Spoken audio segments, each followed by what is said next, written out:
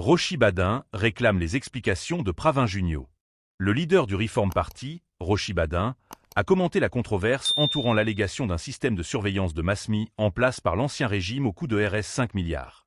Dans une vidéo publiée dimanche sur sa page Facebook, il réagit aux récentes déclarations de Navin Rangolam au Parlement et sur le communiqué émis par le mouvement socialiste militant, MSM, samedi, qui réclame une commission d'enquête entourant cette affaire.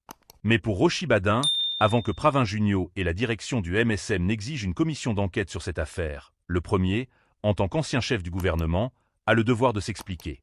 Il est extrêmement important que la population mauricienne, en particulier les jeunes, les investisseurs et les travailleurs étrangers, sachent s'ils ont été placés sous surveillance ou non, confie Rochi Badin. Si cette information est vraie, Pravin Junio doit dire pourquoi a-t-il choisi de ne pas soulager la population, qui avait du mal à joindre les deux bouts durant la crise du Covid, ou de ne pas réduire le prix de l'essence et a préféré dépenser Rs 5 milliards de l'argent des contribuables.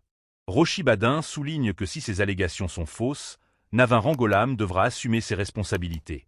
En revanche, si elles sont avérées, Pravin Junio devra répondre devant la justice pour avoir bafoué les droits des citoyens. Un nouveau front politique s'ouvre à Maurice autour d'une affaire explosive. L'existence supposée d'un système de surveillance de masse, mis en place sous l'Ancien Régime pour un coût astronomique de Rs 5 milliards. Dans une vidéo diffusée sur sa page Facebook dimanche, Rochi Badin, leader du Reform Party, a réagi avec fermeté aux récentes déclarations de Navin Rangolam au Parlement et au communiqué émis samedi par le mouvement socialiste militant, MSM.